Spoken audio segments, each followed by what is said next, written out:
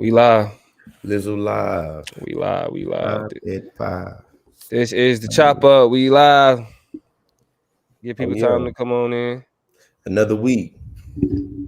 Another week to get it in. Hey, but as we give people the time to come on in again, as y'all know, as we said last time, we back to the music. You know what I'm saying? We back to the grind. We trying to hear from y'all. So y'all know anybody with some dope music, you know what I mean? That you know what I'm saying, want to get a little feature, just highlight us. It's the what it says, business at thechopup.com. Or excuse me, business at thechopupshow.com. Business at thechopupshow.com. And we getting it cracking. But in the meantime, in between time, again, as y'all come on in, we gonna showcase another song off my homie project, Ben Kenobi, the Return of the Jedi. Now this one is a banger. This one is a banger. Meanwhile, y'all go ahead and share it while we playing this banger. Go ahead, let people know we live. We about to get into it. We're gonna be talking about a little bit of everything today. Of course, the election coming up next Tuesday, so we'll have one more show before that. So we got to check in with y'all about it.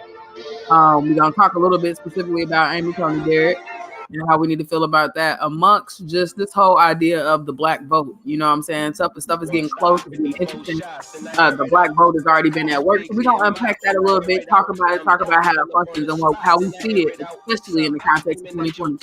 So we in the mix. Go ahead and jump on, share that thing. Let people know I'm about to jump on mine and share the situation as well. Oh, let me get it too.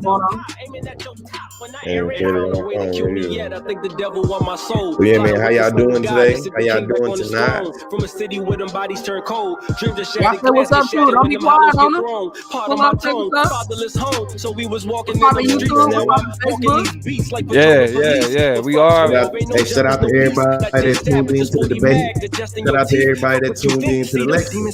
I appreciate each and every one of y'all. You know what I'm saying? Also, I got the index pretty much all of the rest of the elections I'm doing, showing y'all the entire Lost in the South and the Bang Gang. You know what I mean? Shout out to everybody in DC. Pull up to the station praying he don't let this Mac jam. One stop, 54 shots, and I air it out. Fuck cops, pigs getting mopped when I air it out. Dumb chops, pull up on the spot, and I air it out. Some cop aiming at your top when I air it out. One stop, 54 shots when I air it out. Fuck cops, pigs getting mopped when I air it out. Good to see y'all. Hit a like, hit a love real quick. Go ahead and share it. We're going to play the song for about another 60 seconds or so.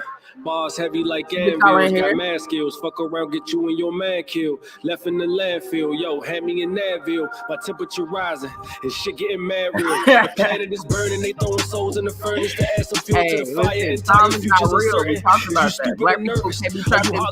You know what I'm saying? Like we kind of on time. Kinda, right? I'm early, like you did.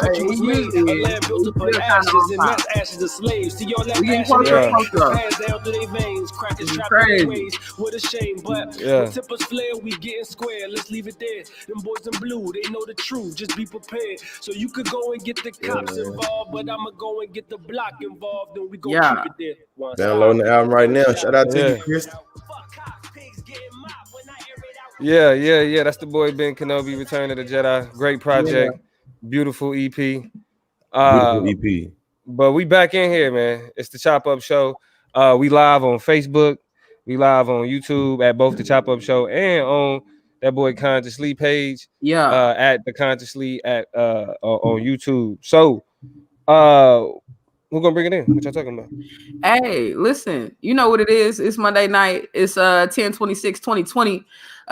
We are going face first into the end of this year. We're gonna see what's really good. I'm happy to be here with y'all. My name is Toya G. Good to be here tonight in the building with my boys. Who else I'm with? Man, listen, you got hey, I'm in here. It's your boy, the Political Plug. I'm out here. I got a different little setup right now. I no longer have my space that belonged to me. You know what I'm saying? Yeah. I got the youngin' on the way and preparing that room. I'm getting my paint on, getting my Michelangelo on. So I'm out here rocking in the living room. But yeah, we getting it cracking. Yeah, man. And y'all know what time it is. It's your boy George Lee, aka Conscious Lee. Don't forget the Lee. Make Yeah. sure you go to GeorgeLeeSpeaks.com. I got that Lost in the Sauce as well as that Education is Elevation gear right now for y'all. You know what I'm saying? Yeah. And George, Wait, Johan, we gotta holler at Johan. Johan wanted to make something clear. George had a debate against Tyler. What's his name? Bluntman. Tyler Bluntman. Shout out to everybody rolling up them Tyler packs. Even though we really not trying to give him we really ain't trying to give him no promo. He already took the L. It is what it is, man. But he got whooped. Promo is promo, man. He got whooped though. Love apparently Lee whooped up on him. So y'all make sure y'all go to YouTube, go to Conscious Lee's YouTube. Make sure y'all go and check out if y'all want to relive the debate. Go watch the whole thing that set up. You know what I'm saying? There's a lot of TikTokers out here really trying to come at this man's head, and we are excited to watch him on a regular basis. All on the road, bodies left behind him. Y'all keep coming for the man. Yeah. And then let me point this out. This is at the Conservative Hype House on YouTube and on TikTok. Y'all had the most biased moderator. When you got the moderator chiming in, now mind you, we talking to directors of debate. You know what I'm saying? Debate coaches. All of that, like people who do this for real in real life. And anytime you got the moderator chiming in to kind of help frame or protect one position over the other one, yo, you losing bad. Matter of fact, when you got to be told by the opposing debater, the debater that's on your side, to be like, hey, stop doing that. Stop helping me. You know what I'm saying? Me, man. When they got to do that, bro, you lost. You lost, bro. Like, so shout out to the man Consciously. Hey, we do this for real. Like this, like I guess niggas we was playing. Like we do this for real though. So yeah, it's more bodies that's lining up. You know what I mean? To the butcher shop, get their head knocked off. Equal opportunity. And where it's a lead, you know, you can get some Damo action, you get some Toya action. It's really however you want it. So we can talk about however you trying to get it. But it was a beautiful situation. I'm happy people acknowledging what's really going on, which is Lee just really handing out ass whoopings on the net. So we love to see it. Now that we got this all out the way, I'm gonna go ahead and get a jump in with the snap chop real quick. In terms of the snap chop, I want to pose the question to y'all. I want to pose a question to everybody on YouTube, on Facebook. Listen, Amy Coney Barrett, ACB, just got in. I don't even want to give her no cool swag with the ACB. I just been seeing don't do that. You know, shorten her name on Twitter. But I'm gonna say ACB, make it sound cool though. You know, I'm gonna stop. It sounded weird when I put it out there. Amy Coney Barrett has been confirmed. She's on the Supreme Court, making a conservative shift or tilt in that court. Now a 6-3 split in terms of conservatives on that board for a litany of reasons that Damo's gonna get into a little bit later. That's troubling. But what we know is that Supreme Court, you know, y'all remember, let's go back to high school, the three branches of government. We got the executive, that's the president. We got the judicial, the legislative, that's the Congress, that's the House, the Senate and the House and things. And then we got the judicial, which is the Supreme Court, the highest court in the land that makes or breaks all decisions that are happening with those other two, right? It's a balance in there, but they get a green light and determine the legality of the functions of those two branches. So now that I've set the groundwork for that, what's up, Jaleesa in the chat? I want to know from y'all, if based on this today specifically, but many other things, even if Trump loses, does Trump lose? Nah, I mean, I'll go ahead and go first off of this one. Mission accomplished. Like, it's a lot of battles that conservatives have been fighting, and that's why they wanted Trump in there so bad. That they've been winning. They've gutted the EPA. I mean, at this point, even though we're talking about the Supreme Court, 1 in every 7 federal judge is now a Trump appointee. Let me repeat: 1 in every 7 federal judge is a Trump appointee. And so, you know, I mean, we could talk about the studies that talk about the detrimental impact that conservative judges have on black defendants. You know what I'm saying? Like giving niggas more time, just flat out. like we know this. You know what I'm saying? So to know that, you know, that somebody connected to this really plot to overthrow the courts. Yeah, you know what I mean, we talking about damn, you know, RBG pass. You know, damn, it's now we finally we've been lost. Right. I mean, and it's not even just, it don't even, and I'll say this and I'll let you get it, George. This don't even just sit at the feet of the presidency either. This got a lot to do with Congress. Chuck Schumer, about a couple years ago, during the summer that or 2018, when they was going to campaign, they actually expedited, I think, 13 or 14 Trump judges after they made a big fuss about the amount of judges that they presented that they knew were unqualified. You know what I'm saying? So with that being such a big issue, like we already lost that battle. You know what I'm saying? And so, now this is kind of just like really the icing on the cake. Mercy. And then when you look at other instances of what you would consider Obama's legacy, Donald Trump has done everything in his power to attempt to undermine that. So he's been able to do that. And the only thing that's gonna make a difference is really getting up out of there. So Lee. I mean, stop it. Like that's like stopping the bleeding. Like this to make sure I'm not tripping. How long is this Congress sit? Congress? Well, Congress don't have term limits, but lifetime, right? You mean term limits? You have to continue to win, but there are no limits to how many times you can have. Yeah. Okay, but ain't no term limit though. You can keep on running it. Yeah. Yeah. I just think that in terms of long-term impact, it seems as if, Trump being able to, I feel like damn near hold up all three branches of being conservative dominated during his time. I feel like it's the win. You know what I'm saying? I think that even if he leaves, we know from Obama's presidency from 2008 to 2016, when you have the separation of power and them checks and balances and them hoes don't balance right, you know what I'm saying? Shit, it's going to be hard to pass policy and legislation.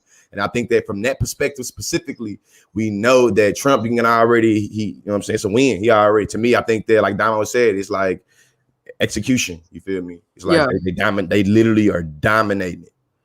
I mean, what I think kills me about this too is that with all this undoing that Dominique talked about specifically, and with this kind of confirmation specific, more broadly, I think it's going to give conservatives what they need to be able to romanticize Donald Trump's presidency. You know what I'm saying? From their perspective, with their rosy colored lenses, they're going to be able to look at it as like, nah, for everything that Donald Trump messed up on and failed on, he really allowed for us to stay in that thing, regardless of what the Democrats was what they, been able to do in the short term. And so, like, I think that burns me up the most. Lester J say, nope, like a dog, he pissed on the tree trunk, and he's accomplished a lot of the conservative. Which, I love that analogy. I love that colorful language. Make me wonder if you're from the South a little bit, because that sounded the pissed on the tree thing was just very, very vivid. But I can agree.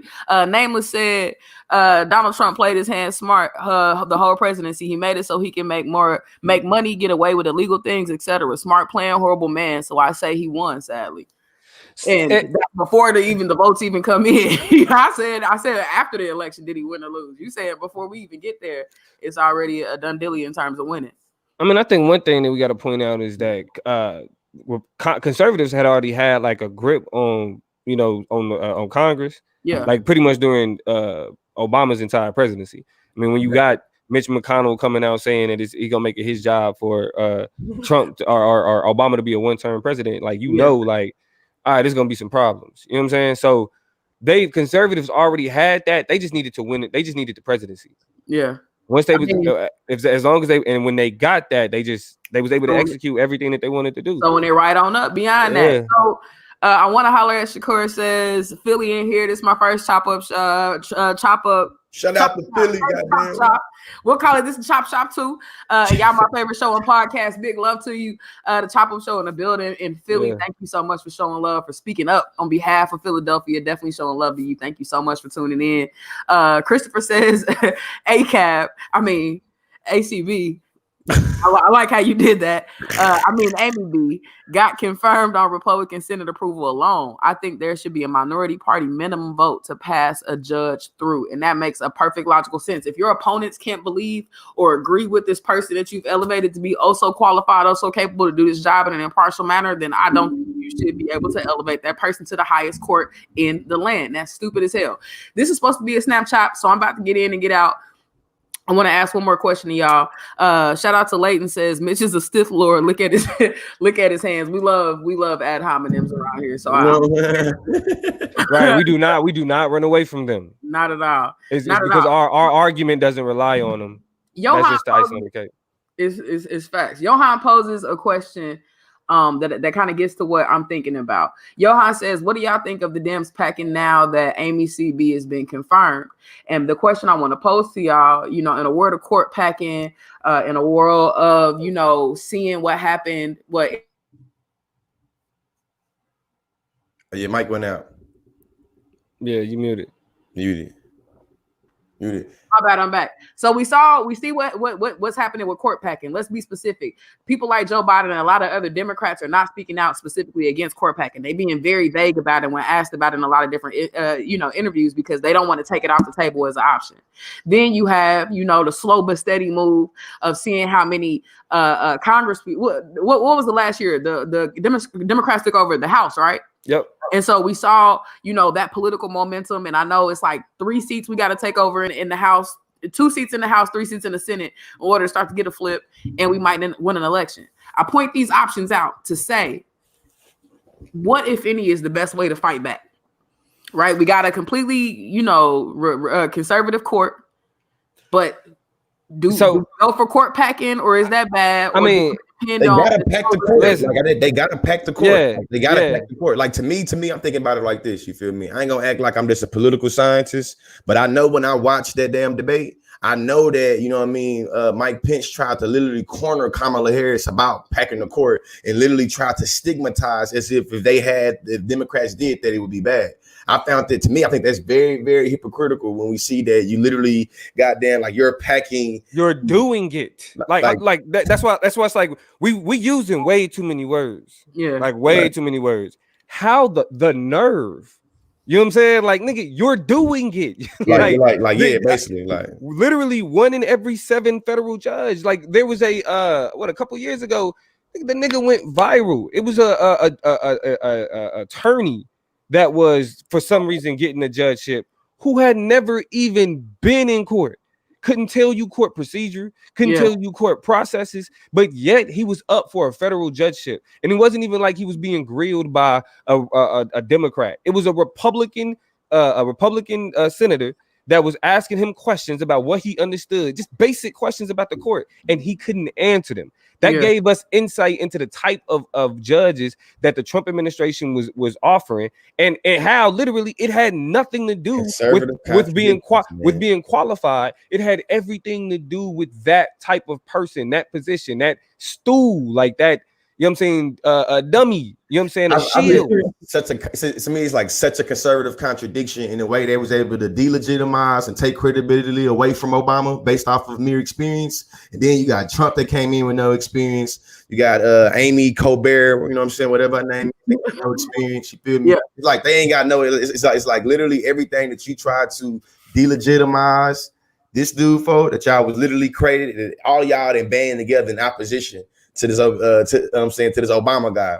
And literally while y'all was taken away from him saying he have no experience, he literally he's 6 times more qualified to do the job that he's picked everybody to do. It's so wild when you even look at people like Ben Carson and the role that he's playing. When you look at the fulfilling different press secretaries and people that he's had in these different, you see a habit and a tendency for, even with Amy Coney Barrett, she's an educator. You got people playing out of position. And that's what the strength of, I think, their campaign has been, is these are not politicians, right? You have people play, but you have so many people doing shit that they are not groomed, they're not capable, it's not within their professional, even social jurisdiction to do. This is why you see Betsy DeVos. Yeah, my God. I mean, well, because what's happened is that would you have something you was trying to finish there, Toya? Well, I mean, I was just gonna move through and start to kind of close it out. I was gonna jump to these comments and say my last. I seen her look. I feel like I can tell when she gets to the close to the mic, that means she about to look at the comments. Yeah. Yeah. It's well, the next chop is the political chop. So actually, so we can get into a lot of her. Yeah. I want to hit these comments real quick. First of all, shout out to Show Enough Rep in Cali. Me and Damo out here in Cali. So you know what I'm saying, anybody over here on this Western time zone, we got love for it. Without a doubt. Then we say court pack. A lot of people are agreeing. Add more justices. Only court packing is happening by the Republicans. Sitruk says McConnell devoted his entire career to stopping the Obama administration from placing hundreds of judges, and even put on his own justices. And the homie Zoda, shout out to Greg, tapping in from the debate world. Shout out to the debate fam. Absolutely says pack the court, expand statehood to DC and Puerto Rico. The Senate map is incredibly Dem favorable in 22. So if Dems actually will power post winning the Senate, a lot of these GOP gains can be reversed. And so I like the fact that Greg is talking about expansion, but not just on the court-based level. It's give whole states or state people, places with statehood like DC and Puerto Rico, the ability to participate in these conversations as well. Even though Puerto Rico, I think the governor of Puerto Rico is supporting Donald Trump, so that's some weird shit happening over in Puerto Rico. But we got to work some of that out. But that's more influence. It's really bizarre. Working through a couple more comments. Let's see. Hey, wasn't Trump shooting shit at shooting like paper towels in Puerto Rico? The disrespect. Complete disrespect. The disrespect it takes. It was a mayor in Puerto Rico he was beefing with. Still, it don't matter. The disrespect that was launched toward that particular that country for it to be shaken out like that as well. All right, but basically, and as to basically court packing means the following, right? So over time, the Supreme Court has had a differing amount of people on it, but ultimately, you want an odd number of people, but a diverse representation of perspectives, right?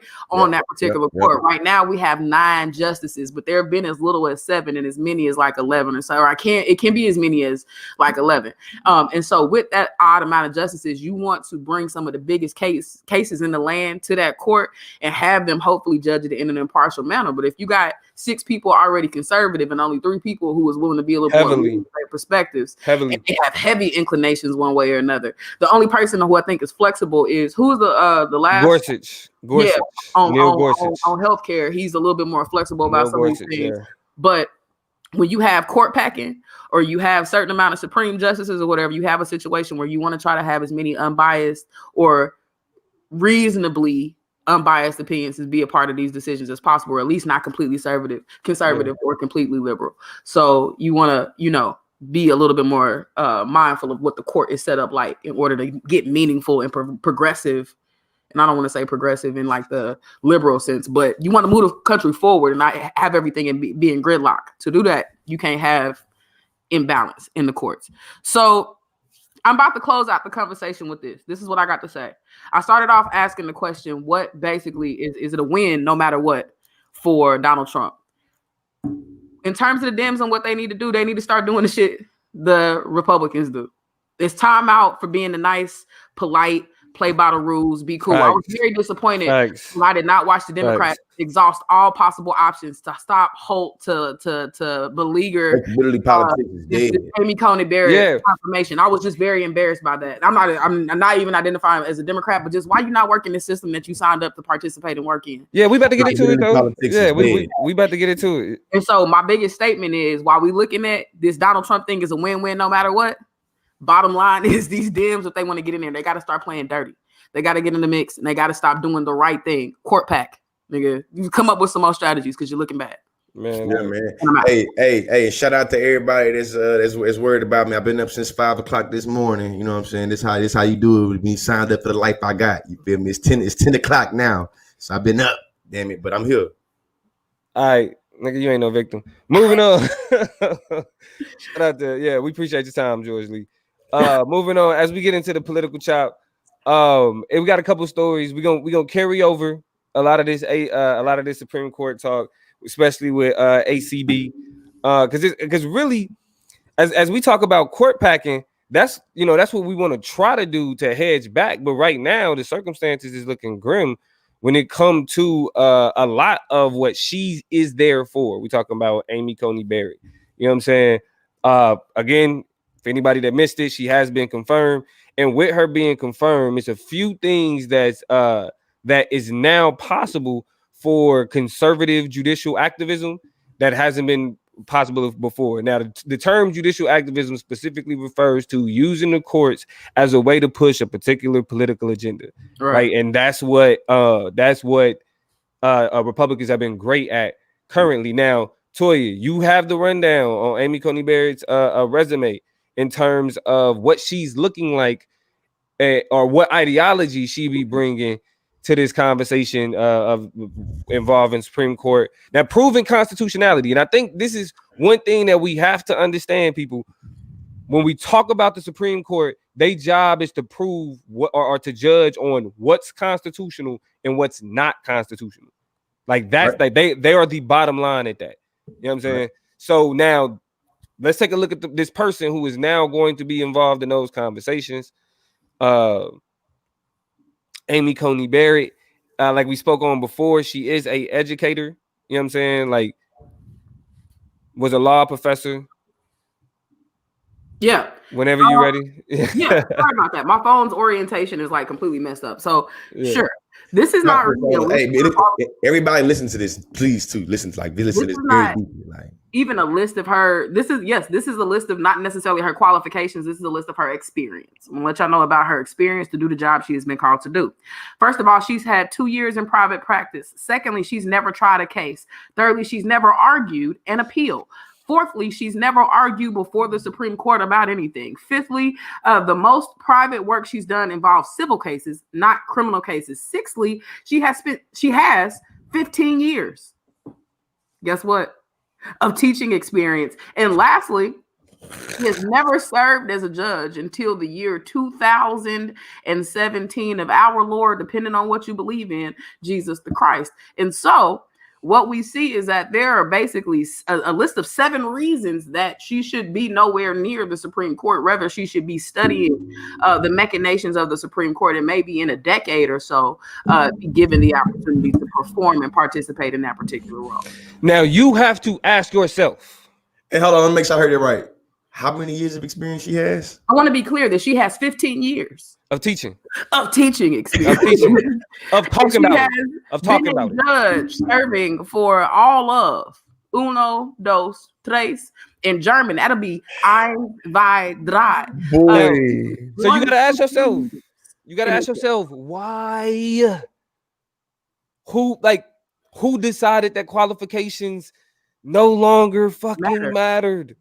Who decided that? I think that y'all tapped into it already. That once they able to throw away the frame and able to appeal to the idea that these are not politicians, they able to throw away all of the conventional stuff. You know what I'm saying? Because I started thinking about how the people I talk to, like the people that I like that I be around that has voted for Donald Trump or vote for Donald Trump. It's like they think that it's like, man, Donald Trump is he's not a politician, and because he's not a politician, I have so much faith in him. So Donald Trump was able to figure out how everybody was able to rally behind him because he's not a typical politician, and now he's putting on a whole team. That's not a typical politician. What's he, George? You know that's like she's on the whole team. Like, yeah, but see, that's what I'm saying. Like that, like when you, I can see that. I disagree with that too. Like, no. I know, and that's definitely that's part of it, right? But see, you got to look a little level deeper. You know what I'm saying? And this is when they talk about being against politicians, it's not just politicians. Mm-hmm. It's just an anti-authority attitude, especially anything that has to do with any type of progressive thought. Yeah, you know I mean, that I gotta be. If I don't have to come, if you don't come with a set of instructions already, I can break you and turn you into who I want you to be. You know what I'm saying? I can give you. It was never. I'm gonna tell y'all a quick story. I applied to work at Dairy Queen when I was like 17.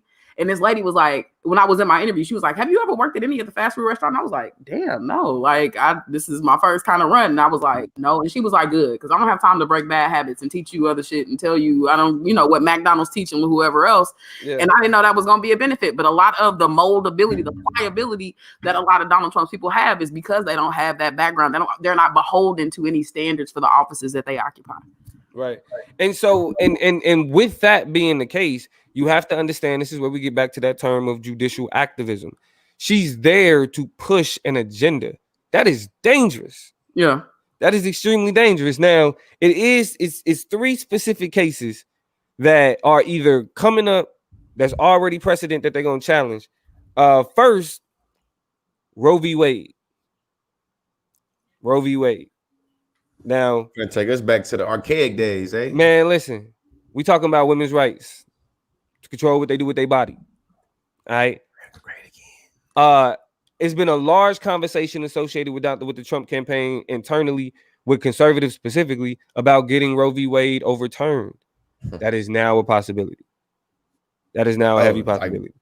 A huge potential now. Huge potential. Yeah, that is a heavy possibility. So, you know what I'm saying? As a woman, Toya, yeah, I mean, like you can speak to uniquely the danger that this white woman posed to women around the country. Yeah, I mean, the obvious, and I want to be clear about things just so that we're not lazily talking about it. Is when you ask me as my perspective as a woman, there's a misnomer that abortions go away, right? And that's a very lazy way to look at the effects or implications of repealing Roe v. Wade. Abortions don't go anywhere; they simply start to happen more unsafely and with less knowledge and understanding about the experience and about the decision, so that you can make a proper decision for yourself. And so that's what the situation turns into, is a whole lot of Black people, right? Black women in particular, who decide to take agency of their bodies, women in general, but Black women in particular, who take agency of their body and make decisions for themselves. And then they already have a high infant mortality rate and have a history of issues when they go through their pregnancies. And then we elevate that and escalate that, because now, as a part of that experience, safe abortion is off the table, and people can't talk about that. This is not being enthusiastic about, and we can go get into a laundry list of how people. This on the web. Siri in our business, a long line of what questions about what life is, where it starts, where it ends, and all of that shit is irrelevant. It's about people being able to make decisions about what they want to make a decision about, and with that off the table, people gonna decide. They just not gonna decide in a way that makes themselves or the people around them safe. Now, another important aspect, because Roe v. Wade could be its own really whole chop, especially getting into the concept of like conservatives' relationship with women's rights and all of that type of shit. Right. But with that unique danger, there's also another unique danger associated with not just women's rights, but healthcare rights for people across the country.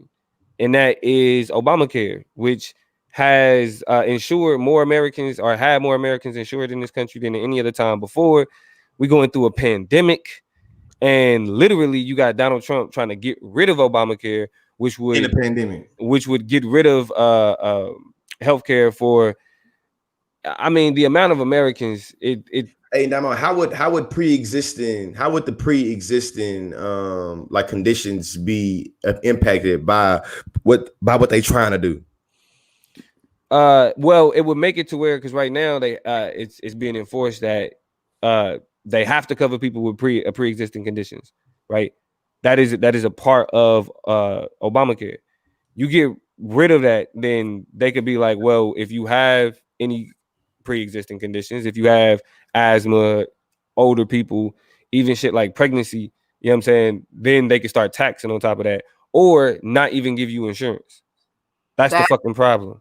That, and then they can also start to change and shift what qualifies as certain pre-existing conditions versus others. And a lot of people's concerns with this COVID shit is now they have been left with a lot of residual issues that they'll have for the rest of their lives, and those now potentially become pre-existing issues, maybe depending on what they are. Which could be denied, right? So then they could say, okay, well, you had COVID. That's not necessarily what fit under that's not necessarily what fit under our standard of pre-existing conditions. I mean, look at how flippantly they're treating shit like the flu. You know what I'm saying? So if you have flu, get pneumonia or something like that, maybe, who knows, the onslaught of things that you can have with the flu, but you can't show up somewhere like, well, I had the flu this one time and it just got really, really bad. They're not going to give a shit. The flu will not qualify you for some of those amendments or some of those the things that you can acquire or benefits from certain programs and policies. And so it's messed up. Not to mention, and I know we're gonna get to the debate later, but Donald Trump made it excruciatingly clear that he ain't got no plan. There is no replacement plan. He said 3+ years. Three. No. We round up. Goddamn it, he didn't have 4 years. Figure out. He didn't have 4 years. Was to healthcare and has nothing. So. Yeah. It's gonna be wild that he wants to do all this repealing, wants people to have a legacy of repealing nothing and plans to leave nothing in his place. A legacy of repealing shit that's helping Black and brown people specifically. You know what I'm saying? So because you hear a lot of, well, he ain't doing nothing to hurt Black people. Yes, the fuck he is. Do the research on his tax plan. Look at look at the amount of Black people that benefit from Obamacare, who was able to get insurance only because of Obamacare. Let's be for real. You know what I'm saying? Precise answer. To be clear, he says that he would keep the pre-existing piece intact, but scrap a bunch of other things. He doesn't have a plan. He doesn't have a reason to be against the ACA. He just wants to build a legacy of tearing down Obama's legacy and building up a populist choir to praise them. Hallelujah. That's facts. We rebuke you, Satan. That's yeah, fact. shout out to you, Terrell. I like that take definitely. The last But here's real quick before while we talking about ACB, I want to shout out Terrell's comment because he made it clear to let us know that ACB is not qualified to even judge a novice debate, and that reminds me, right, of something I saw on Twitter who said ACB is not even qualified to judge America's Got Talent, let alone be a part of the Supreme Court. And they say white privilege don't exist. right. And they say white privilege don't exist. Shout out to Noel, a huge supporter of the show. She said, typically at the job insurance where you were diagnosed, you remain covered. So this will limit people's ability to move, jobs, promote, and pursue opportunities. Correct? Because that's to show that like if I leave my job, well, I lose my insurance. You know what I'm saying? Like, which can keep somebody in a less than advantageous position simply because not where America is thriving right now. By the way, right? The last precedent that's currently a part of the Republican judicial activism tear down of specific, not necessarily just Obama, but progressive policy is the Voting Rights Act. Now I think back back in 2012. That would have been 2013. I was 2013. Wrote 2 papers about the VRA. Yeah. A lot of ironies because that was the same year same sex was legalized. Same sex was legalized. And as a queer Black person, I was like, yay. Like, yeah. Hey, look. I was a year off. Yeah. 2013. You know what I'm saying? They struck down, like the Supreme Court struck down like certain aspects of the Voting Rights Act, which is if you look at what happened in Georgia or really across the country since 2012 in terms of the different voter ID laws, striking down those certain aspects made it to where states were and cities, counties were able to limit the amount of voting places and voting options. Hey, and I think that for the people that have access to Blackish, I know this probably sound funny, but Blackish's last episode actually had a great 2-3 minute illustration of the bill and how that bill has been positioned within the policymaking process, specifically when it comes to Black people being able to get to that poll. You know what I'm saying? Literally starts it with a rainbow having a stash on where she's representing, you know what I'm saying, the bill, and then the bill started getting old and she started getting tired and then started being pretty much representing what was going on. I think it's a great way if you're trying to learn about this bill and its impact. I think you can watch this little part of Blackish, and I feel like it's a great illustration. Education is elevation. We got to know how the policy making process works. But challenging the Voting Rights Act is a part of the conservative initiative to limit the ability for Black people to vote. Period. They got their victory back then. Now it's even more parts of it that could be repealed, more things that could be challenged. I mean, really, this shit is when it comes to what can be affirmed or confirmed through the Constitution, the last 2 people that's been added to it are there specifically to be activists for and shields for conservative thought. That is dangerous because again, we already talking about Black people being disenfranchised, right? North Carolina had to deal with that during the 2016 election and won their Supreme Court case.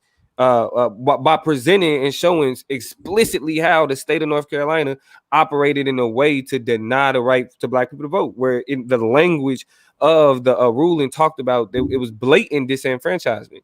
Now, with the current makeup of the Supreme Court, those types of rulings favorable to people that's being disenfranchised by the state is now less likely to go in the way of the victim. Absolutely. Now states are going to have more of an ability to victimize whether you're talking about Black voters, any other minority voters, poor voters, whatever. They're gonna have the ability to victimize that because they're gonna be able to confirm that type of shit through the Constitution. So I mean, make America great again, man. Clearly. That's I don't know. Are you done with your list? Because we're forgetting about one that I know is super, super important. Yeah, go ahead. I mean, in terms of ACB and her decision-making power, the most obvious thing to me that is about to impact is this election. Oh, yeah. Right. That's about really. It's gonna take some work to undo. You talking about VRA? We understand that that's already on some thin ice, but as soon a huge reason, a huge ploy, part of the ploy to get her in there was to make sure when things, not if, but when things go awry with this election, if they got the decision to activate the powers of the Supreme Court to make a decision, and when they do, that 6-3 split is on your ass. And that's the gotcha about all of this. So y'all next week, don't get too excited too soon. Lock in, be prepared emotionally, psychologically, and politically to wait for a little while for things to unfold, because they got some tricks up their sleeve in order to make the thing go the way they wanted to go. And if y'all curious asking me, man, I'm gonna give y'all some hood survival tactics of how y'all should go into this whole election. What I think. Right right. Slow it down, because we actually getting into that. That's the next. That's the next story in the political. Yeah. I wait for my chop to get to that. Try to drop that out. We're not. We talking about it now because we get into that. An election season check-in. We write. Yeah. I mean, last minute check-in for real, because shit, it's next week. You know what I'm saying? So ultimately, I'm trying to get a vibe on how y'all feeling. I'm trying to get a vibe on how the viewers is feeling. So I want to start with this. Week out, does Biden have a chance in y'all eyes? Because typically wherever else you look, it's, man, Trump gonna win. Y'all know Trump gonna win. So chop up, talk to me. Does Biden have a chance? I think Biden has a chance. You said you do or don't? I do. Okay. I think Biden has a chance. But I think that the Cowboys be having chances too a lot. You know what I'm saying? Damn. So damn. Yeah. You're waiting with the Cowboys, but let's be clear. I'm a Cowboys fan. I know you are, but the Cowboy chances ain't been rolling out on their favor here recently, time after time. So are you saying that the chances are not looking good, or they are? Right. Like clarify. Clarify. I think Biden about to lose. I think that we're gonna see even more voter turnout than we did in 2016. Mm-hmm. But I think that due to the 2018 midterm elections and a lot of things that we need to see done in terms of like voter registration, in terms of like gerrymandering, how they may be able to redistrict a lot of different, metropolitan spaces and places, I feel like they still gonna be able to, like, do their shit. I think that Republicans are great at strategically being able to do shit, even when they know they're not popular. As a matter of fact, because they know they're not popular, that's what makes them do the shit that they do. And I just feel like, I don't know, because I just live down here in my echo chamber down south, but shit, man, listen, man, you know what? I'm gonna try to do my part. I'm gonna go vote for the first time in my life in the presidential election. You know what I'm saying? So y'all know I ain't even going with a defeatist attitude. But to say what I'm gonna say, you know what I'm saying? Shit, I'm going in. What I think y'all should do is going with some hood survival politics, man. You better hope for the best, but prepare for the worst. That's the best way you're gonna be able to make sure you don't lose your mind, make sure you don't have no mental breakdowns. As a matter of fact, a lot of us remember that long, ugly look that we had on our faces in 2016. When Trump won, remember how you felt? Remember how vulnerable you felt, how empty you felt, how alone you felt, all that shit? You got to make sure you protect your mind. And don't get me wrong, no cruel optimism.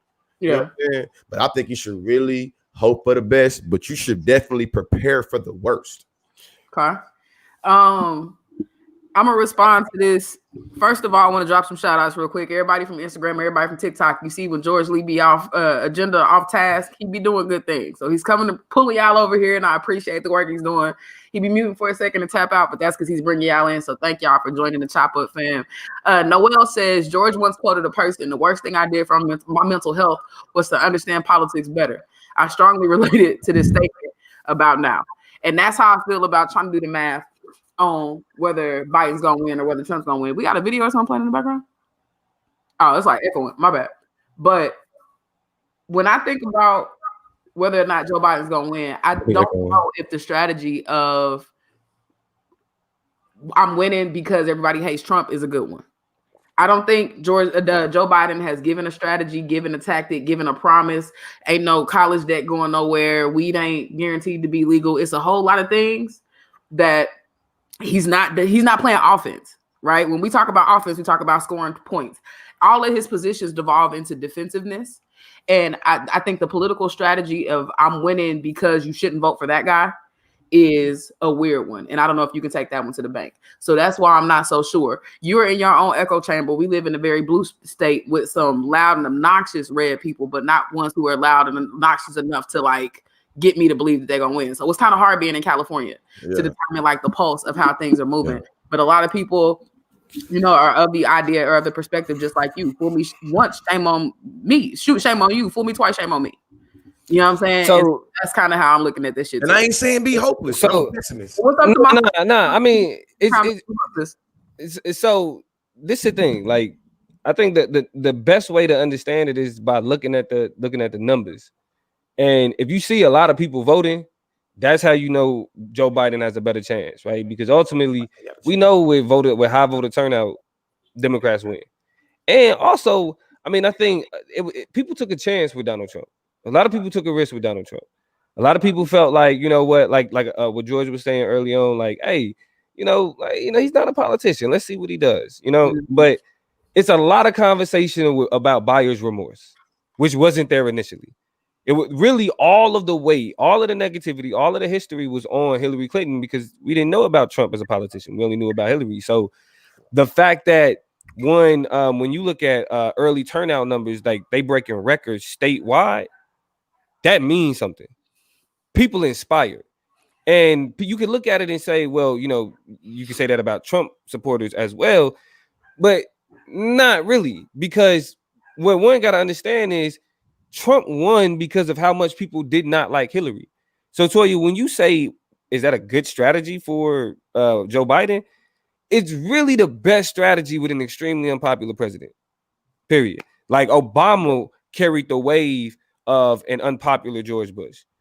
You know what I'm saying? Trump carried the wave of a rebellious group against Obama. It's always that pendulum. And so typically you at least see 2 election cycles or, the back-to-back terms before you see that pendulum swing back. But ultimately, like Trump has been that bad. I'm inclined to agree with you largely because of all of these states that are all of a sudden very tumultuous. I don't think North Carolina has voted for a Democrat since like the 90s or some shit, or had a Democratic nominee since like 92. And they are a shaky state that is potentially up in the air for Trump to win. The state of Iowa was a lock for Trump before. I'm sorry, for Biden to win. The state of Iowa was a lock for Trump last year. And now all of a sudden we're trying to look and maybe see if he flips Iowa. Arizona is a place that in these last few days he's making a trip down to campaign in, because at first everybody wanted to lock up all the immigrants and be as racist as the fuck they wanted to. And now all of a sudden places like Arizona are having a social change of consciousness. And we see him doing extra work. Texas is a part of the conversation more so. Is it really? Yeah. Okay. And so we see. I'm a born and raised Texan right there. I won't believe that shit entire shit. I mean, it's a part of the conversation. Florida. And we've talked about, we'll talk about Pennsylvania in a minute, because I think Pennsylvania, we'll get there. But there's a whole lot of more states that are up in the air. And I think that's largely because we can't be so sure. And people are saying, I rolled the dice and I didn't like, what I came out with. I want to jump and look at these comments before we move to the last part of the chop. Kevin, who was always in the mix, always been in the mix, definitely a lawyer. Shout out to one of them. I'm saying, man. Trump, I like his point here. He says Trump has upset too many career politicians who want the power back in Washington. 2016 happened because they damn sure wasn't going to let a Clinton come in after the Obama. Getting Joe in office will bring them back to the greater agenda of the U.S. government, having control over their people. Salute to all my black and brown guys out there. Y'all stay blessed and safe. Shout out to you, Kevin. And I like the way that you kind of breaking down, even though when we look at an election, hopefully some of these local leaders are, pushing their constituents to support and make the right decision, even though it's kind of tough to right now. But definitely Trump done pissed off a lot of career politicians who don't agree with how he's moving and how he's making his plans.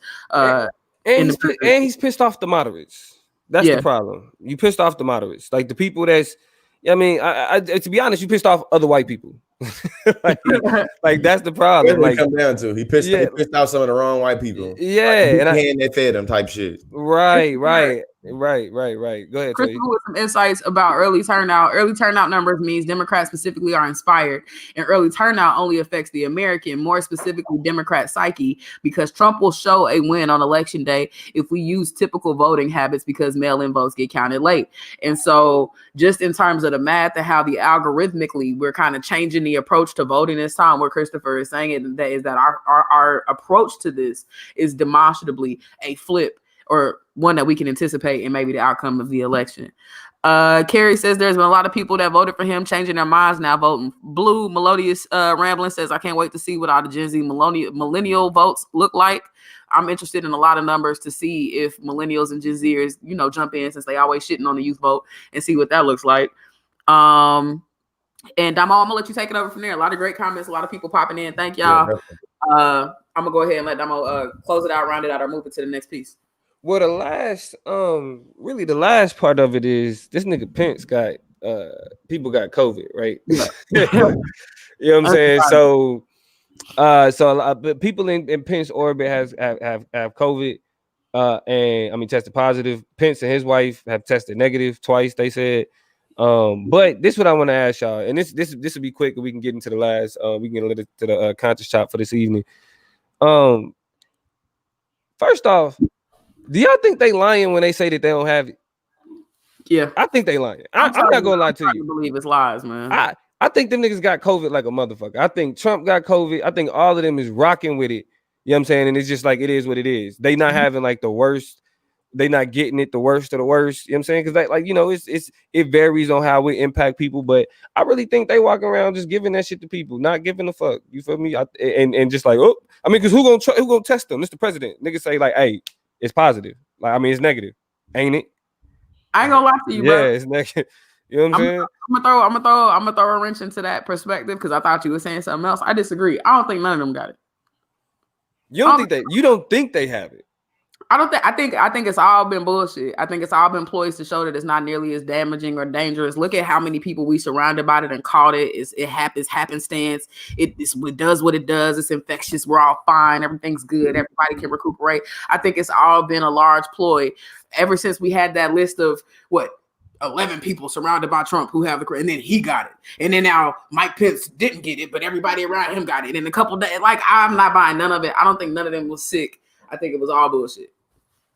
Yeah, it can split both ways. It can split both ways. The reason why I think it's like I think they all got it and just don't really give a fuck is because all evidence point to like really nobody fucking knowing that that they had it. You know what I'm saying? Like, because really, that's not something that, like, even saying it, I don't think that helps them, because it confirms that the people that were saying that it's not real. You know what I'm saying? It's confirming. He's saying like, yeah, I had it. I don't think it helps him to say that he had it. You know what I'm saying? I don't think it helps Pence for him to say that that he had it. That I think it puts them more in a position to where it's like, either you say that you take it serious, or you be like, look, you know what I'm saying? I ain't really tripping. He's not coming out and saying, look, I had it, and I'm, you know what I mean? Well, actually, he is. He is. And he actually is. It was literally just the last interview where he did come out saying that shit. Bro, he left Walter Reed, went to the White House, stood on the balcony, and was like, okay, I gotta hold my breath. Like, it's just all theatrics. It's all, I'm imagining campaign managers and advisors and shit. I just don't think it helped him. I just don't think it helped him. I feel like from a Southern perspective, dog, that's the narrative down here, though. What's the narrative? The narrative is a double bind. Either the shit is fake the whole time, or it's real and it's been exaggerating on how bad it is. Yeah, I mean, but I don't. I think that I don't even, like, you know what I'm saying? I ain't even got to speak on whether I think they got it or not. It's obvious though that somebody is lying. You know what I'm saying? It's obvious that like somebody lying. Either Pence is lying about having it, about not having it. And it's like, bro, you've been exposed, you've been in close proximities with all these people that have coronavirus, fam. Y'all ain't wearing no mask, y'all hugging, y'all shaking hands, stop lying. Or ain't nobody got it at all, and they, you know what I'm saying, and they all lying. But whichever way it go, there's definitely some sensationalized lies that's being able to be pushed around for political gain. I mean, I know the last time we really had our eyes on Pence, a lot of people were saying he looked sickly and looked like he had it at the debates.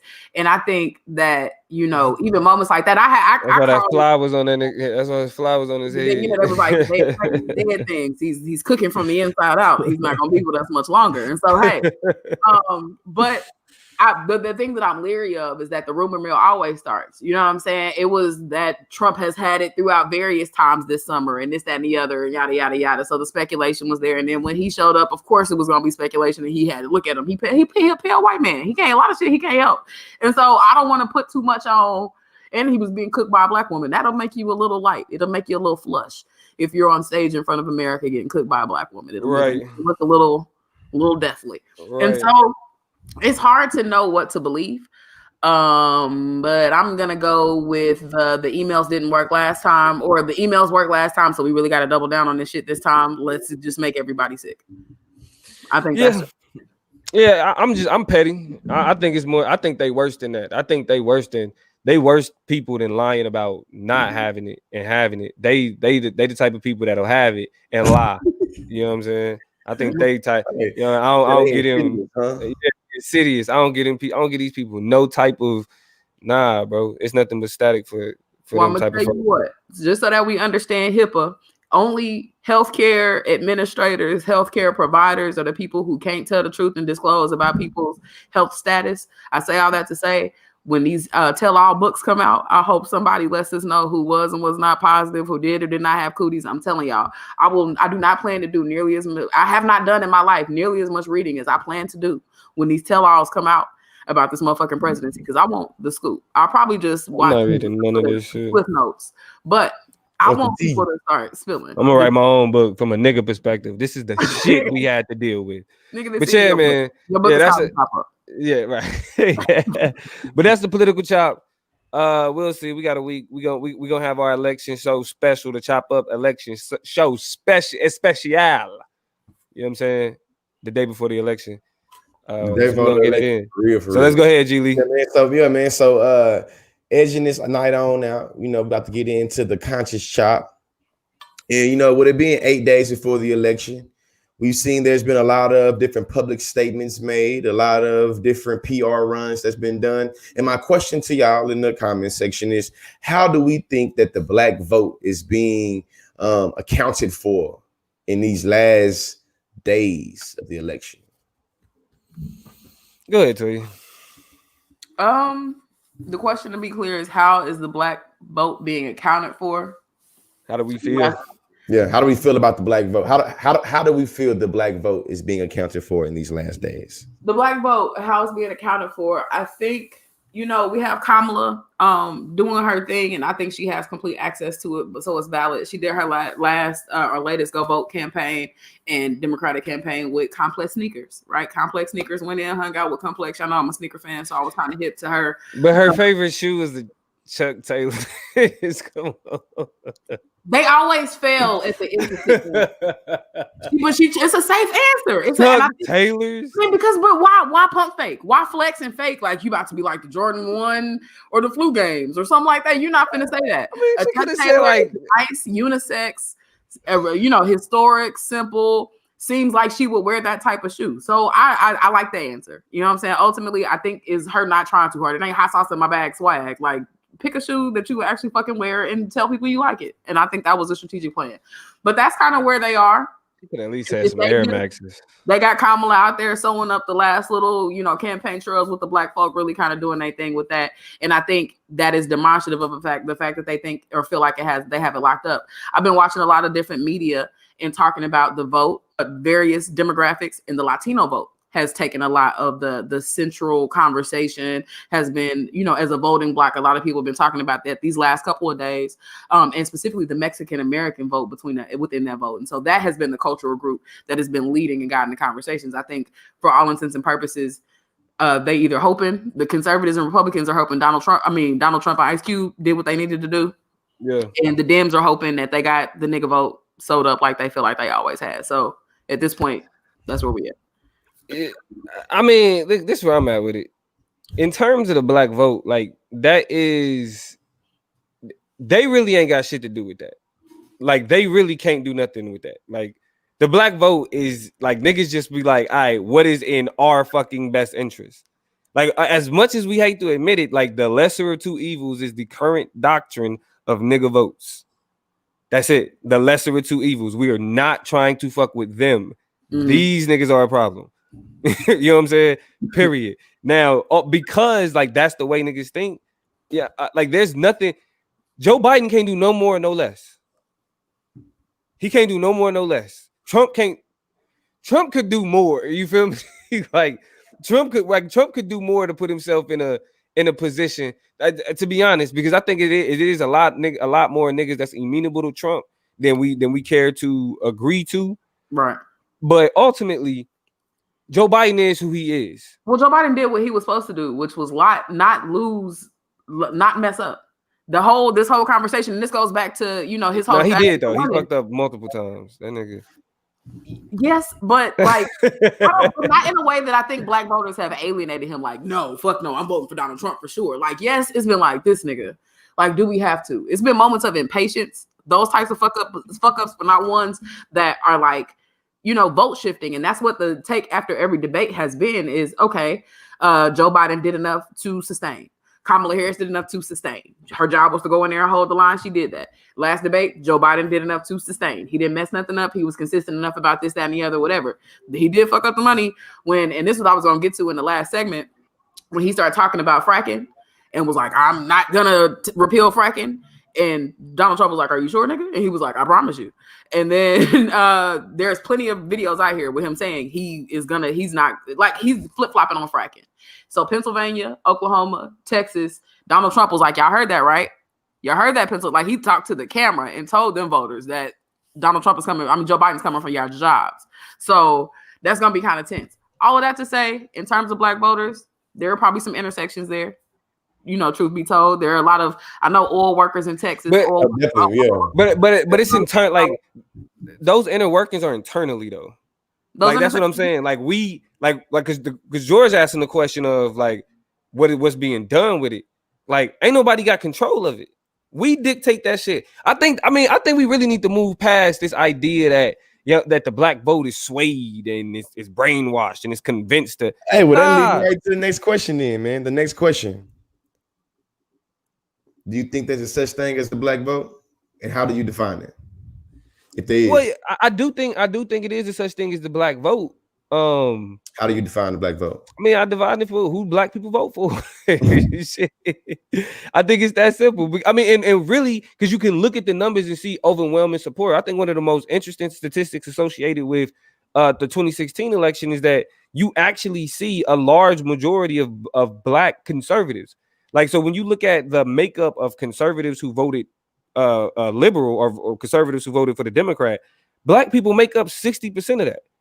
60% of the conservatives who vote for Democrats are black people. But we know what the fuck is up. It's really obvious. You know what I'm saying? Like, I think that's where we kind of miss a lot of the conversation, is because it's like there's this idea that we are being convinced by any of this shit, and we really not. Even with all the conversations and debates, that shit don't change nothing. Hillary Clinton, yeah, we was talking about 13th and motherfucking what was it called? Super Predator and all of that shit. And guess what? She still got 90%. You know, it's close to that, like 86%. We're still in there. You know what I'm saying? Like, yeah, if anything, yeah, I mean, it just made niggas just not vote at all. Because it's just like, all right, we ain't fucking with neither one of y'all. You know what I mean? But overwhelmingly black people, it wasn't the black Hillary didn't lose because of niggas. Right. She lost because of white women. You know what I'm saying?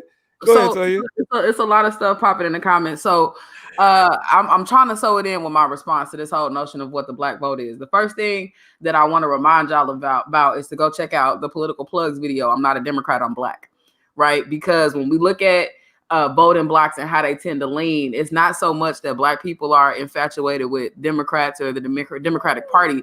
It's just that there are a lot of things that the Democrats offer that seem to align themselves with our ethics, our morals, and our particular needs, right? That being said, Clarence is, in the comments, and shout out to y'all, Tracy too, have started to have a conversation about a black agenda. And I'm very reticent or reluctant to focus in on a black agenda because I don't think there is any such thing. One does not exist. The one that Ice Cube presented y'all is not one that speaks for me and mine in a lot of different ways. And for a lot of different reasons, there aren't any black leaders out there that really have been able to represent black people in terms of a black agenda to give to a politician because no such thing exists. A black agenda doesn't exist because black people are not monoliths. And I think, especially with this whole Donald Trump thing, we are seeing that more often than not, that a lot of black people are intrigued by shit like money, like black capitalism, by this idea that he has a plan to get them economically free. And so that proves that that black agenda that we want, it's some departures, there's some splinters in it, right? And it's easy to lure certain people away from that, you know, kind of collective agenda when you start talking about things like individual progression, right? There are a lot of black people who are also, when we talk about a black vote, people who opt out, who don't have faith in the system. So if we talk about the presence of a vote, we also have to talk about the absence of a vote. And a lot of people are like, I seen one of my niggas gang, and just one of the rappers that I follow or whatever on Instagram, one of my homies, one of my nephews' homies or whatever, saying Joe Biden, Donald Trump, all international, you know, crime lords that are interested in invested in the legacy of United States federal government imperialism, fuck them both, I'm gonna get mine. You know what I'm saying? So it's also a lot of people who are overly woke, in my opinion, who were just like, it's all a sham. Divested. You know what I'm saying? And so they've completely divested.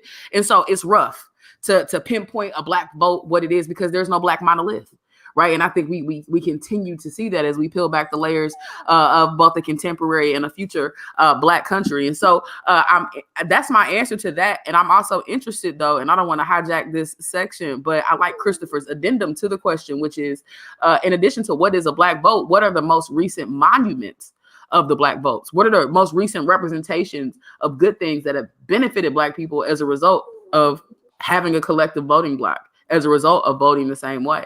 Some might say Obama and some of the indirectly impactful things that he was able to do for black people, but others might say, but Democrats already vote in that direction. I mean, black people already vote in the Democratic direction, so weren't they just doing what they were already going to do anyway?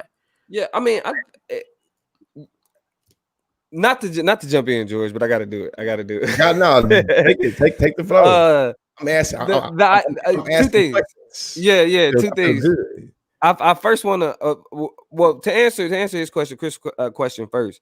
In terms of monuments, there are no monuments to speak of because voting is literally maintenance. It's not a congratulatory accomplishment. It's maintenance. You vote in order to how I explain it, to mitigate the circumstances of blackness. Like, we make sure that, like, when we talk about what was a framework argument, ceding the political, that means giving up political space to people that are worse than the people that we already fucking with, right? So that means, like, if we wasn't here doing what we was doing right now and we took ourselves out, then those people would fill in those spaces. The people that are even more dangerous would fill in those spaces. So ultimately, I look at voting as maintenance. It's not about an overall accomplishment, but mitigating the circumstances of the system that we're dealing with. And the way that you mitigate that is by having some semblance of control on who gets there. That's why, unfortunately, the default political approach to black voting is lesser of two evils. That gets me to what Toya was saying in the first part of her answer when she was talking specifically about the not being a black agenda. While on one hand, I agree wholeheartedly. I would push black. I would, goddamn it, I push black slightly. You know what I'm saying? To say that there is one thing that is a consensus, even if it's certain black people that hedge against this, and that is anti-racism. Like, anti-racism has to be at the foundation of anything that we do. Talking about whether we're talking politically, systemically, economically, it all has to do with having a understanding of anti-racism, because we, as George would know, and Tyler Bluntman now fully understands, that systemic racism is a part of the game. That means that as we engage with these systems, we have to operate in a way that challenges and hedges against the inherent racism that's at its foundation. Mm-hmm. So if there is anything in terms of an agenda, that agenda has to do with being anti-racist, right, at its foundation. Right. And I think what I add to it is that I think that I guess there is a such thing as the black vote, but I definitely don't think there's such thing as a black agenda. I think that how I see the black vote is basically how like the consensus of black people kind of put their ballot in at the ballot box. But the only thing I would speak to is that this idea that black people own a Democratic plantation, and how the black Republicans talk about they did this great research that showed that we really should be Republicans, and how those type of research processes that they do, they usually are devoid of the unique nuances of history, like the Barry Goldwater and Dixiecrats, and you know what I'm saying, Strom Thurmond, and you know what I'm saying, they're usually devoid of those things. So I feel like, you know, I want to make sure I throw that in there when it comes to the black vote and how black people are voting. It's like there was a shift, there was a change. And you know, whoever want to take me up on that debate, it's like, man, we know that Texas was a state that was Democrats, and now it is red Republican. We know that Oklahoma was a state that was Democrat, and now it is red Republican, and throughout the South. So it's just like, you know. Can I answer this question? Can I throw this in there too before you get to the next part? Because I know you're gonna get to the next part and we're gonna close it out. For anybody asking the question, why don't black people vote for conservatives? It's extremely simple. Just a little bit of research, a little bit of history. It ain't even intricate. They were kicked out of the party. Look up Herbert Hoover. You know what I'm saying? Look up what the light no. This is late 1920s, early 1930s. Okay. Yeah, that's what I'm saying. Even before Goldwater. Yeah. It's called the Southern Strategy. It's called the Southern Strategy now. Yeah. I did a video about this. I'm tripping. I did a video about this. Yeah, it's called the Southern Strategy now. But conservatives throughout history have opted in and attached themselves to racist politicians and ideologies in order to sustain and solidify that vote. And when it came to choosing between racists and black people, conservatives have routinely chose black people or racists. Conservatives have routinely chose racists over black people. So when black people are looking like, damn, you got one political party that's embracing the people that's calling me monkey, telling me go back to Africa. Right. And then you got another political party that's at least willing to say we don't fuck with them. We distance we challenge them. We distance ourselves from them, even though they have a connected past. It's common sense that black people would choose to vote for the people who aren't attached to the people that think they should hang from trees. I'm just saying. It's not like why black people vote Democrat. It's not a complicated conversation. And then this wasn't my question, but I see a shout out to Clarence, man, real active in the comment section right now. Are y'all familiar with the ADOS version of the Black Agenda? Are y'all familiar with ADOS? I ain't that familiar with him. I know a little bit about him, but I don't know a lot. No, I mean we are ADOS. We are the African descendants of slaves. Yeah. I haven't. But the organization though. Didn't know. I follow Tone. I follow Antonio Moore from Tone Talks, and I follow Yvette Carnell. Yvette Carnell actually live right now because I'm subscribed to her, so I just seen her when I was looking at some of the Chop Up YouTube. Make sure y'all follow the Chop Up on YouTube. Subscribe to the Chop Up on YouTube. Chop Up Show on YouTube. I don't know their plan specifically. I know a large part of it has to do with reparations for American descendants of slaves. I know that's the foundation of what Tone and Yvette talk about. But like the intricacies and the details of it, I think I haven't really got too deep into it. So I mean that's something we can definitely probably come back to as we talk about, and come back. Joe Biden's whole approach to Ice Cube we'll talk about it later. So in terms of now that you in there, some shit we need to be, maybe forcing this particular presidency to commit to. We need to be having conversations like that. I think very specifically as we look at this president and what they need to be doing ahead. And also looking at maybe some of Joe Biden's specific things that he has on his website. Don't forget, there is a whole Joe Biden plan for Black America. It's a whole list of shit. It's long ass shit. Like I told you, I tried to screenshot it to flex on somebody like, boy, you ain't even read Joe Biden. I was like, I cannot screenshot all this. I'm going to send you a link. And let you scroll through to see a lot of the things that he wants to talk about. So we can talk about some of those particulars for the next show. But a lot of interesting things to be pulled as we talk about trajectory, regardless of who wins and who loses for Black America, the Black vote, and for any type of Black agenda. We will definitely pick back up on that conversation. I want to point out one of the things that Terrell said and kind of throw it at y'all. Terrell said that we need to have a post-election show. I don't know how I'll be emotionally or psychologically. I don't know if I'll be out in the streets fighting. I live in Orange County, and who knows how they're gonna react. I don't know if I'll be in here trying to just attend to my own mental health, but we'll see. We'll see. Interested in talking back and tapping back in with the fellows a little sooner than later, than that whole next Monday. But maybe to just jump in here and have a quick session with y'all to talk about the outcome or the state of the election, because we won't know what outcome, but the state of the election by the time we talk again. So things we don't think about. Yeah, man. Please. And really, I only had 2 questions for tonight. Those are the only 2 questions I had. Well, look, y'all know how it go. Make sure y'all follow us at the Chop Up Show on Facebook, YouTube, Instagram, Spotify, iTunes, wherever you get your podcast. Actually, if you just Google the Chop Up Show, you'll be able to find us. And I mean, just subscribe to everything. We got episodes coming out. We got clips that's coming out. All of those things. Make sure you also follow the individual pages. Let's get them up so we can see what we doing in real life. You can follow me at The Political Plug on Instagram, TikTok, YouTube, Toya G at the same. Also, Toya. As I'm picking up on followers on the Toya G page, I love y'all, but the pandemic has given me less opportunities to show you interesting things about my life. I'm about to start taking y'all on these workouts with me because that's pretty much one of the only things going on here. And maybe giving y'all some Zoom access to some of my classes. I don't know what the hell, but if y'all like, where is Toya G? I follow her. She don't post nothing. It's because we're in a pandemic and I work from home. Okay. Yeah. So, but I love y'all. I'm gonna post some stuff. I got some stuff I'm thinking about coming up soon. Don't forget, on behalf of the Chop Up, if y'all got music, and I'm talking about if you play an instrument, sing a song, do spoken word, if you rapping, if you got beats you just want us to hear, send them to the Chop Up.